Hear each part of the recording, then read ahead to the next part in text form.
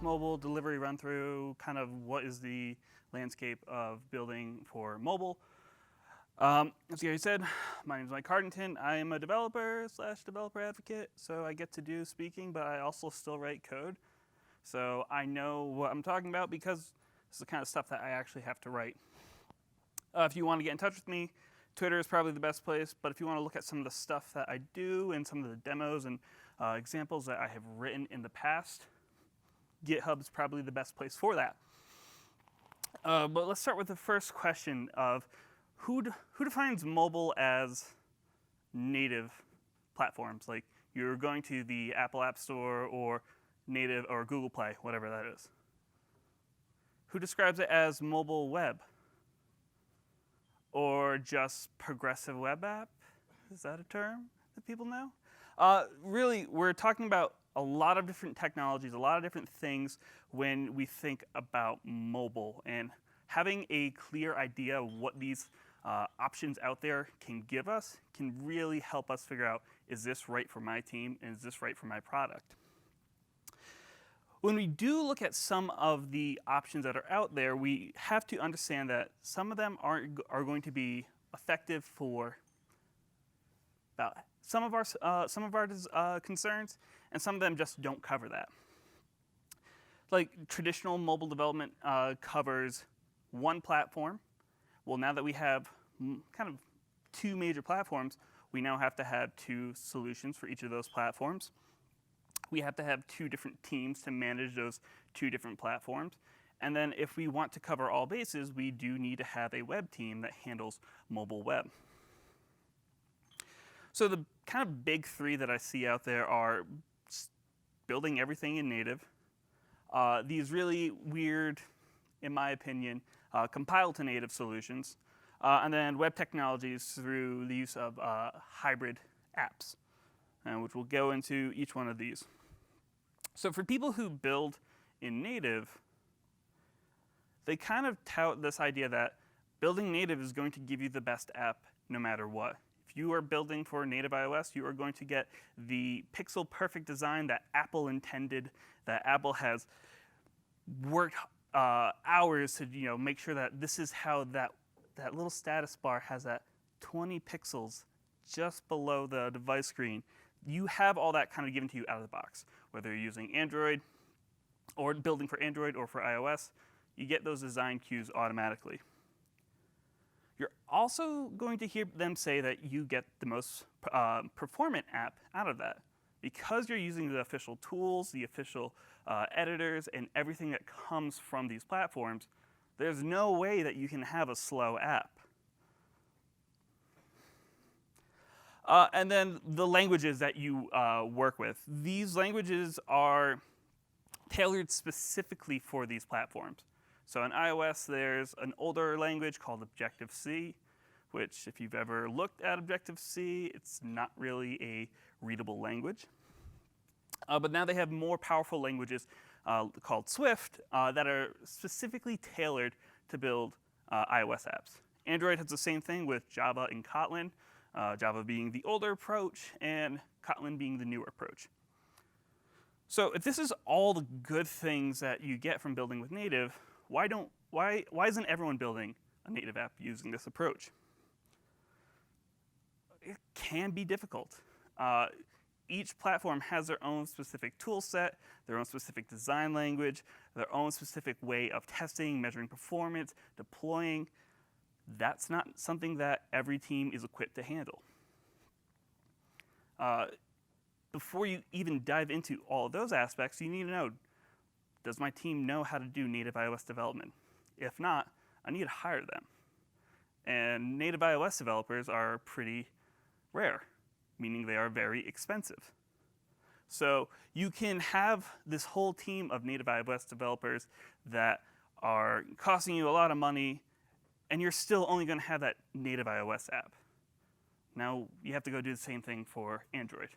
And then also, you still have to maintain a separate web team for the web. One thing I do want to point out here is the idea that native is always going to give you the best performance. Because of these platforms use these low-level languages, they get something called foot guns, where if you're not managing memory correctly, you can basically crash your app. This is a perfect example of shooting yourself in the foot because you didn't handle memory correctly, and now my app doesn't work because I tried to take a picture and everything just crashed. Not fun. So most teams that I talk to that don't have their own dedicated resources for native platforms, they don't go building native apps. But what about something like compiled to native? Now, there are a few players in this space. Has anyone ever heard of Appcelerator or Titanium? That was probably the first one I used. I don't have good memories of it. But what they tried to sell is that you can get the flexibility of different languages, something like JavaScript, or other approaches use something called Dart. There's a bunch of different ways that you can take a higher level approach to building your app, and then when you run it through this build process, you are getting a truly native app. We'll see why I said truly. They do help you out, though, by giving you this standard API for accessing features. So if I wrote an app that I want to take a photo and then write that to my device, there's probably going to be a way to do that through these languages or through these tools that follows their standard best practices. One thing that they do give you that I will give them credit for is that the UI that they end up producing does adapt to the different platforms. So I'm not writing multiple layouts, multiple different kind of templates for iOS and Android. I just write it in this one abstracted way, and it knows what platform I should use, what platform I'm on, and which one I should render. The unfortunate thing is, who's to blame when there's an issue? If we're going through this very complicated transpilation process, is it the approach? Is it the native platform that has the issue? Or is it the transpile to native solution? You get this weird effect where some things are done natively because the platform or the tool just doesn't offer this. And then some things, yeah, they're kind of close, but they're just not quite right. And you really end up finding this spot where you're having to know some native development. So your web developers are probably going to look at this and like, I can't do this. As we heard already, we shouldn't accept no as an answer. So now they're going to have to spend 3-4 weeks learning how to do this in the native platforms, and that's just not good. And the most important thing is, at the end of the day, we are excluding the web again, and none of these solutions really give you something that can cleanly output a web app and also a native iOS app and a native Android app. So we'll kind of skip over doing this compile to native approach. What about web technologies? Chances are the web can run anywhere. It runs on your watches now. It runs on your phones. There's a fridge that Samsung offers that can run a browser, and you can deploy a web app there. That's pretty cool. It's fairly easy to work with. You could be hiring 4 or 5 new juniors, bring them on. If they know anything from a boot camp, they're going to be able to work with JavaScript, HTML, CSS, and be able to ship something. So for what it's worth, I think web technologies is probably one of the best solutions for building cross-platform apps and building my entire mobile strategy for shipping a product. But these native SDKs do give us a lot. If you're building for native iOS, you don't have to define how a button works. You just know, here's a button, here's the text, it takes care of itself. If you've ever seen the default button from a browser and then look at it compared to Firefox, Chrome, Safari, old versions of IE, they all look horrible, and you basically are left to decide, how do I style this? How do I make this look like something? when you want to get into things like animations, again, these native tools give you animations. Really, the web has to make all this up. Gestures are almost non-existent on the web. You have click or some kind of pointer events, but again, you are wiring all this stuff up yourself and having to have your teams manage that, which doesn't really seem like something that you should concern yourself with. That sounds bad. This is where my company comes in. We'll just talk about this real quick for a little bit. We do all of the stuff that native SDKs do, but built with the web technology. So if you build an app using Ionic, you are going to get a button that appears to be a native iOS button on iOS and a native Android button on Android, but also have a button that appears at home in the web. So you could build for native iOS, native Android, you could build for desktop, you could build for your traditional web app, and we can look at what that would look like in a second. Now, one of the big things is native platforms have access to APIs that traditionally the web doesn't have. A really good one is Bluetooth. There's no cross-platform Bluetooth API, and there are people out there who want to build their entire app using Bluetooth sensors, Eddystones. Basically, they want to have these features and capabilities in their product. We offer an entire suite of APIs and cross-platform approaches that will give you the iOS version, the Android version, and the web version as well, and do it in a standard kind of approach. And the only reason why I care about this is because I manage it. We have a pretty awesome community. That's just a little pat on my back. So just kind of running through this real quick.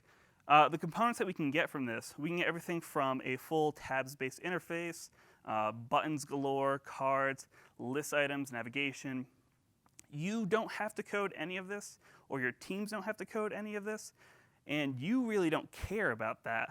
You just really need to know, is like, if I give my team this objective, can they build out these features and build out these capabilities with this tool? Yes, you can. For the fidelity aspect of it, this is just a quick little screen grab, so if you see any delay, I promise it's just these slides. But basically, we can take an entire app, give it some navigation, give it some different features that we want to be able to load up, and I don't have to write the entire animation here. The platform already takes care of that and knows how to wire those things up and how to clean up after the route has been changed. So one of the things that we'll notice here is if we go, I'll wait for it to loop. If we go from the first route change, there's an animation as the page leaves and as the page enters. Your teams don't have to wire any of that up. This one, the actual back view navigates down and follows closely to these native platforms.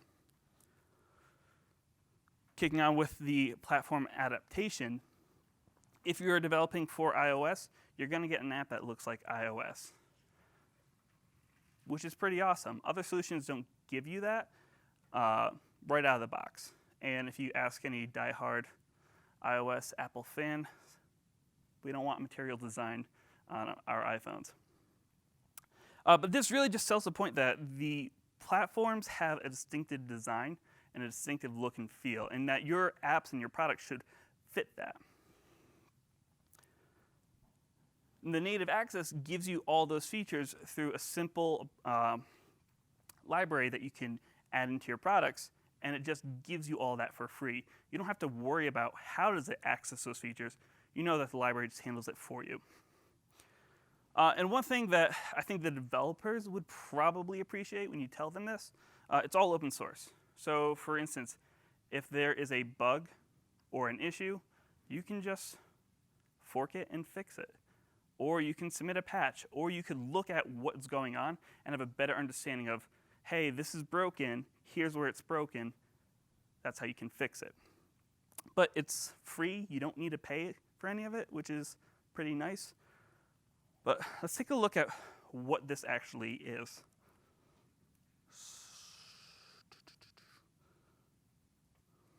Okay. So I have an app that I've been writing for a couple of years now. And just to make it look a little bit better. This is my equivalent of a Spotify, Apple, iTunes clone, basically just looking at different music. It's a pretty big market out there, so this is a pretty nice demo app to show people and say, hey, you can get all this stuff for free. So we can load up different albums. This is how we can, let's see. Let's go to Rain Sounds, which is a very specific playlist to have. Just rain sounds playing in the background.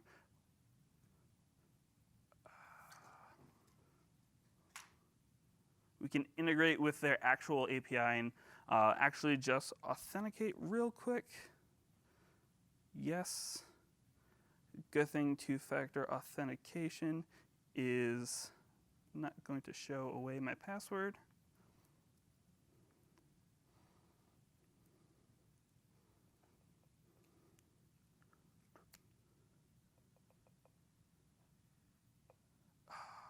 We'll forget about that. But we can play different albums. We can have the songs kind of load up. We can share this. We can have the UI. And notice that it's just animating between the different routes. Now, this is what we look like on desktop. If we start to adjust and go back down to, say, like a phone size, the UI entirely feels right at home. So you're not having to code the entire the logic for that. It just automatically adapts. And we still get the different transitions, gestures. If I want to pull that menu back out, I'm just dragging along and it just works. Where I think this really gets interesting is when we start to look at the native equivalent. Now, I don't have time to actually pull up an Android simulator because that takes like 20 minutes for it just to boot up. iOS and the Xcode is actually quite faster, but what we have here is the same entire app built and deployed to native iOS. If I want to compile this, I have something I could ship to the iOS App Store, and I didn't really change anything. It just automatically knows I'm on iOS, look like I'm on iOS. So I get things like these animations where as I open up a different component, I can have these details like this view should adjust as I swipe down or as the view entire closes. Same thing, get the different animations as I navigate around. And I can still look for, let's look for some Weezer. And I can still look for, let's go for the Teal album for some 80s. So I still have that really nice design. None of this really was stuff I had to write up. So I was able to take in concept, which I thought about in like a weekend. It's like, what if I could do this? And then built it out. And then what was a proof of concept did end up becoming the entire app. I didn't need to change anything about this. Let's go back to the slides. So this is just a demo that I built, and it's publicly accessible on the web. But there's other people in this space as well who have taken this approach to shipping their products. There's a company I want to call out called Swerkit. They're a health and fitness app. They've constantly been rated one of the top health and fitness apps on both iOS and Android. Now, they use our stuff, and they have said, we are never going to build a native iOS and native Android app. We can take a minimal example, deploy it to the web, and then actually add the pieces that we need to deploy to iOS and Android using Ionic. They've had to date, I think, over 17 million downloads between both platforms, so those numbers don't exactly add up to being 17 million, but they've had a lot of downloads over the years. And we're not the only solution in this. I know I've talked a lot about us. We can also take advantage of using things like Angular Material. If you just need a material design set of components for your app, you can use Material, you can use CDK, kind of roll your own, or bring in existing solutions. Another good one is Clarity from the folks at VMware. They also can take their components and work inside of this hybrid technology. Or if you are a company that has your own design system, use it. Roll your own. You don't have to use our stuff, but you can take advantage of some of the lower pieces that we have and still ship a high-quality app. So let's go back to kind of the beginning.